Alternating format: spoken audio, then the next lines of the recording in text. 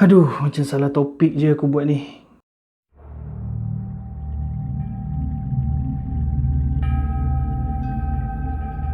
Assalamualaikum semua, apa khabar? Aku harap korang menjalani minggu ni dengan baik-baik saja semuanya, segalanya lancar.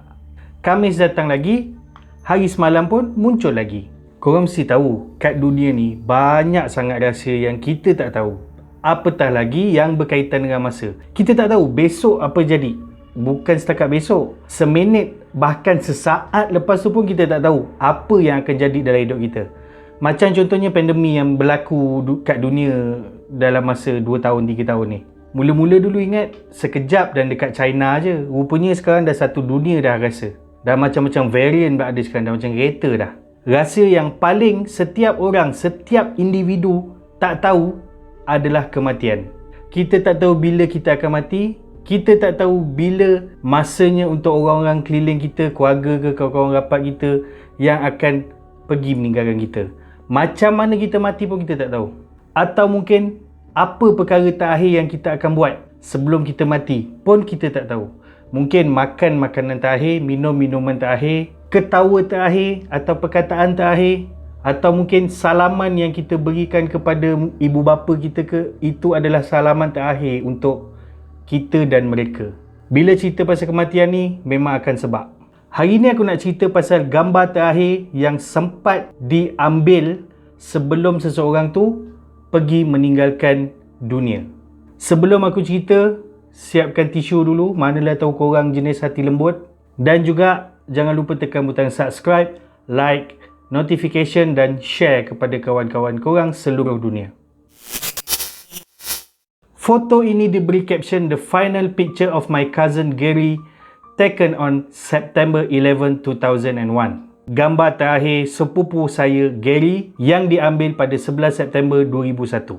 Gary adalah salah seorang pasukan penyelamat yang bertugas masa tragedi 9/11. Semua orang tahu tragedi tu, di mana World Trade Center, bangunan berkembar dekat New York, diserang pengganas dengan melanggarkan kapal terbang ke bangunan tu.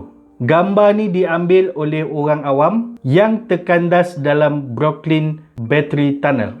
Gary terkorban hari tu juga dalam misi dia menyelamatkan orang-orang yang terperangkap dalam bangunan World Trade Center yang roboh tu. The last image of Thai diver Saman Kunan. Saman Kunan masa tu bertugas untuk menghantar tabung gas oksigen untuk 12 kanak-kanak yang terperangkap dalam gua Tam Luang di Thailand. Korang mesti ingat ni kejadian ni. 12 kanak-kanak terperangkap dalam gua masa diorang buat jungle trekking untuk latihan bola sepak diorang. Saman Kunan ni terkorban masa dia dah hantar ni, masa dia nak on the way keluar balik. Masa tu dia kehilangan oksigen, terperangkap juga dalam gua tu dan dia meninggal dunia. Satu nyawa sebagai ganti untuk 12 nyawa yang lain. Colette Moreno nak buat bachelorette party. Biasalah orang Amerika ada istilah ni. Maksudnya sebelum dia kahwin, dia kan nak kahwin ni. Dia buat parti dengan kawan-kawan dia, dengan bridesmaid dia apa semua, sebelum bergelar isteri. Dia dalam perjalanan nak ke parti tu. Colette Moreno ni yang ambil gambar. Malangnya lepas dia ambil gambar selfie tu, kereta yang kawan dia drive tu hilang kawalan dan merempuh truk yang datang daripada arah bertentangan, membuatkan kedua-dua mereka meninggal dunia di tempat kejadian. Kejadian tu berlaku 5 minggu sebelum perkahwinan Colette Moreno. Seorang gadis berusia 24 tahun bernama Sydney Loof memuat naik gambar dia dekat Snapchat dengan caption "Ready for my date". Dia ni nak pergi jumpa dengan kenalan dia, orang yang baru dia kenal melalui Tinder. Dating site tu, malangnya itu adalah Tinder date terakhir untuk dia. Sebabnya Sydney ditemui mati di apartmen kenalan Tinder dia tu, dengan kesan dicekik di bahagian leher dan lebam-lebam di beberapa bahagian tubuh. Nasib baik dah delete Tinder. Raymond Gonzalez adalah seorang penyanyi asal Amerika yang terkenal lebih kurang tahun 2010-an lah dulu. Dan pada 10 Mei 2014, Raymond Gonzalez atau nama panggung dia, nama artis dia, Jadil El Tsunami, Masa tu dia pergi bawa motor dia yang dibelikan oleh abang dia untuk dia. Dia tunggang motor tu dengan abang dia. Tapi abang dia kat motor lain, dia motor lain. So berdua lah ni dia orang riding jalan-jalan dekat kawasan Maplewood Park. Tapi Jadiel hilang kawalan ke atas motor dia tu dan aksiden kemalangan yang menyebabkan dia terpaksa kehilangan nyawa dia di Hospital Memorial Strong. Dan ini adalah gambar selfie dia yang disempat ambil dan upload beberapa minit sebelum dia kehilangan nyawa di atas jalan raya. Xenia Ignatieva adalah seorang gadis berusia 17 tahun berasal dari Rusia. Masih muda, darah panas, semangat membara dan dia nak show off dekat kawan-kawan dia dengan ambil gambar selfie dekat atas jambatan besi setinggi 9 meter. Malangnya nasib, masa dia nak turun, dia tergelincir dan jatuh atas kabel elektrik. Kan ada wire melintang-melintang tu, dia jatuh kat situ. Kabel elektrik tu 1500 watt. Akibat renjatan elektrik, dah kena elektrik, terjatuh lagi kat tanah, membuatkan Xenia Ignatieva kehilangan nyawanya masa tu juga. Kalau nak cari tempat nak selfie, jangan buat benda tak masuk akal, okey? 2014 menjadi sejarah kelam untuk Malaysia Airlines. Salah satu pesawat diorang, MH17, ditembak oleh peluru berpandu di sempadan Rusia-Ukraine. Kejadian tu mengorbankan semua penumpang, semua yang ada dalam pesawat tu. Semua, tak ada seorang pun selamat. Pilot, penumpang, cabin crew, semua terkorban dalam tragedi tu. Sebelum MH17 berlepas, Gary Slock sempat berselfie dengan mak dia. Happy lah sebab dia orang ni daripada Belanda nak terbang ke Malaysia, nak pergi bercuti ke Malaysia. Malangnya, dia orang tak sempat sampai pun ke Malaysia. Dan ini adalah selfie terakhir Gary dengan ibu dia. Seorang lelaki tengah selfie dalam kereta masa dia tengah drive. Masa tu dia dengan keluarga dia tengah seronok nak balik kampung untuk menyambut perayaan Aidiladha. Selfie dia bukan setakat dalam kereta je. Dengan luar kereta dia pakai selfie stick yang macam DIY selalu guna tu. Malangnya mungkin hilang fokus, kereta yang dipandu dia terkeluar daripada lane, terkeluar daripada jalur. Dan masa tu juga ada sebuah lori besar tak sempat brake dan menghentam kereta dia.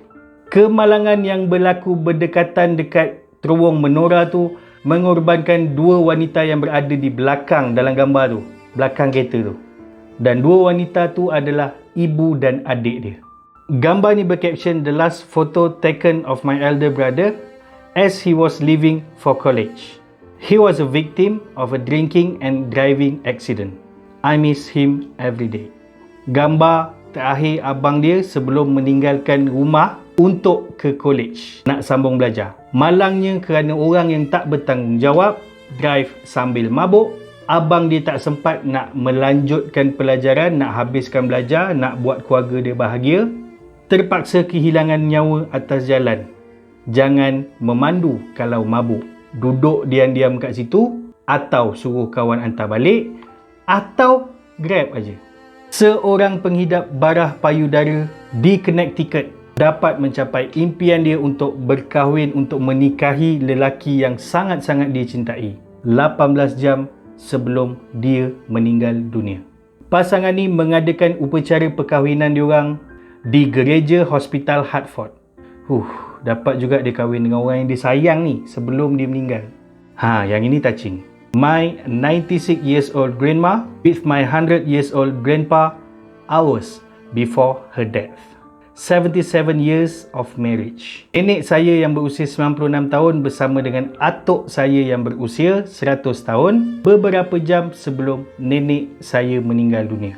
77 tahun perkahwinan. Sweetnya. Cinta hingga hujung nyawa. Dan yang terakhir adalah foto artis muda dari Indonesia, Vanessa Angel dan suaminya Febri Adriansyah, atau mesra dengan panggilan Bibi. Foto ni juga merupakan IG story dia yang terakhir. Masa tu, diorang ni, Vanessa dengan Bibi, on the way ke Surabaya sebab ada kerja. 4 November 2021. Malangnya dalam perjalanan, Masa dekat atas highway kawasan Jombang, pemandu dia hilang kawalan dan menghentam konkrit dekat tepi highway. Tak ada kenderaan lain pun yang terlibat. Hanya kereta diorang aja. Kemalangan tunggal. Dan kemalangan tu menyebabkan Vanessa dan Bibi meninggal dunia di tempat kejadian. Namun anak diorang, Gala Sky, yang masa tu berusia setahun 3 bulan lebih kurang, setahun lebih, terselamat. Kecil-kecil lagi dah jadi yatim piatu. Dan itulah yang dinamakan sehidup semati. Berat rasa hati ni. Korang ada tak pengalaman kenalan korang, mungkin ahli keluarga korang, yang seolah-olah dia bagi petanda dia akan meninggal dunia? Aku ada satu cerita pasal saudara aku, macam sepupu aku lah lebih kurang. Satu malam ni dia cakap dekat keluarga dia, aku nak tidur dekat ruang tamu malam ni, jangan kacau aku. Dan beberapa jam lepas tu, dia sesak nafas dan meninggal dunia. Masa tu kalau tak silap aku, dia baru-baru lepas SPM. Rupanya maksud dia tidur dekat ruang tamu tu adalah jenazah dia dibaringkan di ruang tamu. Dah lah cerita ni. Dah boleh stop kot. Terima kasih untuk korang yang dah tengok daripada mula sampai habis. Sorry kalau aku ada terbuat korang nangis. Jangan lupa tekan subscribe, like, share kepada seluruh dunia dan tekan notification supaya korang tahu video-video yang akan diupload lagi lepas ni. Semoga ini bukan video terakhir. Kita jumpa lagi di video hari semalam atau apa-apa lagi lah, vlog ke yang akan datang. Terima kasih sekali lagi semua. Assalamualaikum. Bye-bye.